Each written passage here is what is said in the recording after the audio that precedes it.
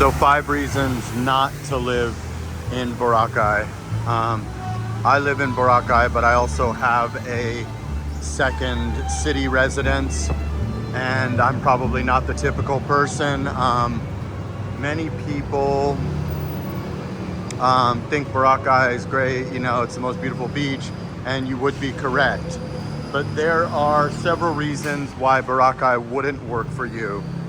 First and foremost, if you have health issues, you know, you are technically in a province that probably doesn't have, you know, St. Luke's level medical care.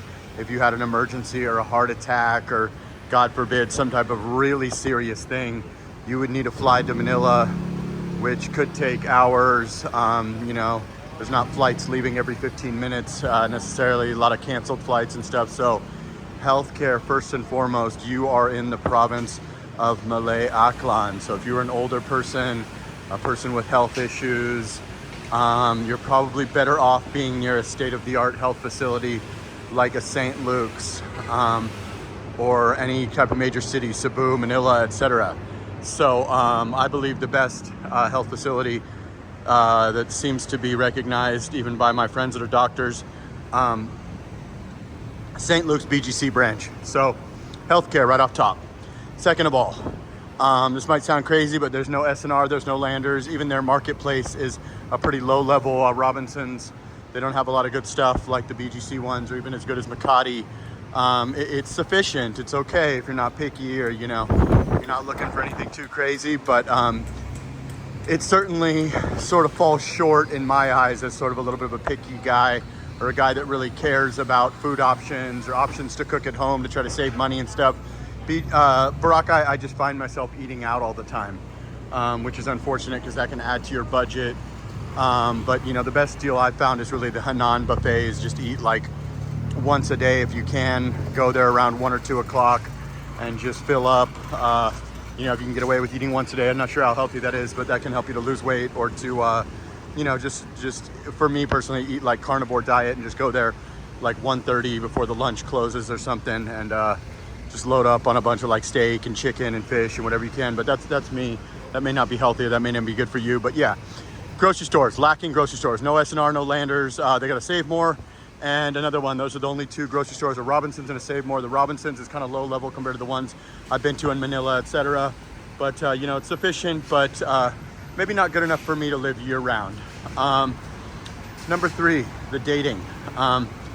Boracay is really a tiny, tiny, tiny province with not a lot of residents. You can, you know, if you're a big playboy, you can hook up with tourists, but the bar of entry is going to be more like an America bar of entry. You need to be in shape. There's a lot of kite surfer, diver dudes, as I've said in previous videos. So the average, you know, schlub going to Dumaguete is not going to score in Boracay unless they pay. It's just more of a competitive market, and there's just nobody there. So you can hook up with tourists during high season or whenever season, if you can find one, you know, that's not with her boyfriend or that, you know, is looking for that. Usually it's a group of girls. I have met a couple girls that were like European girls that are just taking a long vacation, which is awesome. And yeah, but just the dating is not what it would be here. There's about, I joke around that there's about 12 or 18 girls on Tinder in Boracay, really. And I might be closer to the truth on that. You know what I mean? I tried it out. I met a few girls, but you know, I've heard that it's less than stellar for friends of mine that are in their 60s and stuff. And just in general, if you get on a dating site in Manila, Cebu, probably even Davao or whatever, you know, you're going to have 1 million girls there, or like, you know, 500,000 or a couple 100,000 that are, you know, in the age bracket and attractive, that are going to, you know, be on those sites, or at least existing and residents of that Cebu or Manila or something. In Boracay, you're literally in the province of Aklan. There's probably 8,000 people that live there. Probably, you know, 1,000 of them fall into the demographic of what you would want. 500 of them are taken. 250 of them only want Filipinos.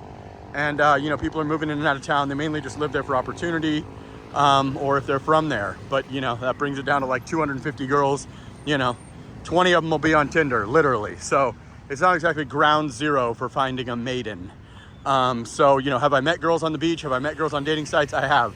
But I also lived there for like 8 months, and I was going back and forth to Manila, and like, I didn't really go there thinking, oh, I'm gonna be on the dating sites. Only recently did I hop on there for a minute and then just kind of got off. But yeah, so that's another thing, is that the dating is less than sufficient. Whether you're cold approaching girls on the beach, you might find a girl to hang out with for a night or two. But if you're really looking for a companion, you're better off finding a girl in Manila or Cebu or Davao or any kind of highly populated place and bringing them to Boracay. The guys that I see that are making it there are a little bit older than me, and they like married a Filipina and they're just ready to settle down and live that slower paced life. They found a cheap rental for like where I live or something if they got lucky and got in there for like 14K on the beach. Maybe some of the units are even like 10 or 11K.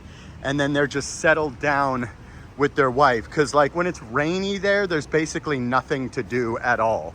It's basically dead as hell. You know, because you're kind of stuck there. They don't have Grab, they don't have Food Panda. That brings me to my other thing, transportation. So there is no Grab, you can only take a trike. There is no food delivery. So even when it's a super stormy day, you got to truck it out there and get your stuff essentially.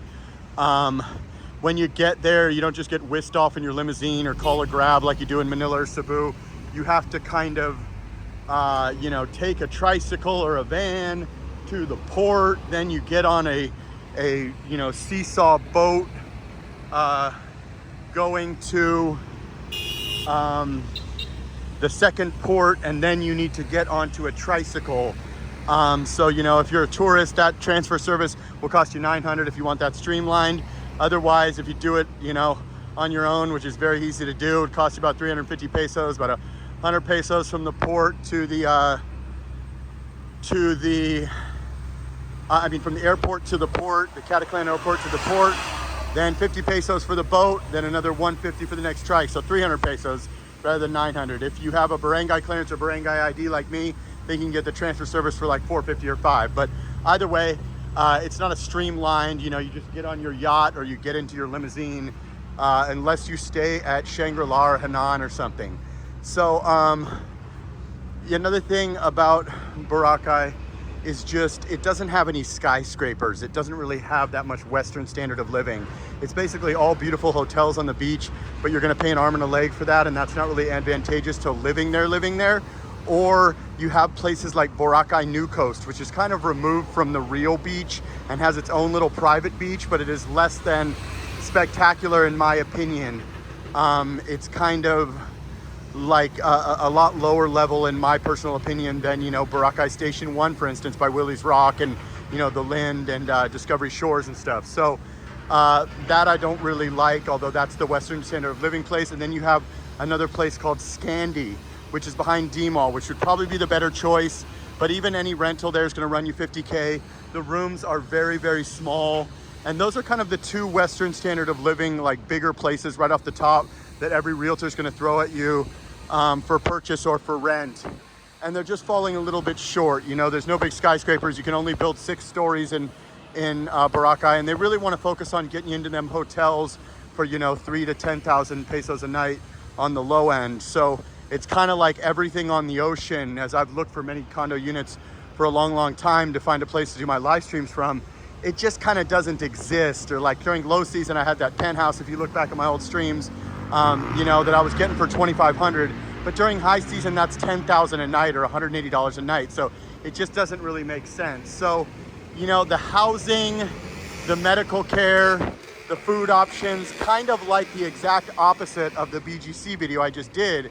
It's just like that. Now, if you're a dude that doesn't really care, you want to be in paradise on white sand beaches with blue water, you can hook up with tourists, you're a total Chad, you want to kite surf, there's no place better. I literally live there and I'll probably keep my place there. What I'm saying is, these are reasons to know that it might not be good for you. If you're an older dude, you're not a kite surfer, you want all that pampered Manila, Cebu type of vibe with the beautiful skyscrapers with the saunas and the infinity pools and stuff. There's none of that in Boracay at all. So that's just basically what it comes down to. Not trying to deter you from moving there, just kind of telling you this is what it is and what it isn't. As much as it looks beautiful, it has a Shangri-La, it has a Starbucks, it's relatively developed. The housing isn't really quite there yet. The grocery stores aren't really quite there yet. You'll spend a lot of money on food. The dating isn't really there, unless you're a total Chad and you're a tourist hookup guy. So those are just a few reasons why not to move to Boracay as a permanent stay. I was speaking with a girl that lived in Boracay her whole life yesterday, and she said a week is about enough, and I agree. Like, comment, subscribe, share the video here in Big Bad Bonifacio Global City. Sana all.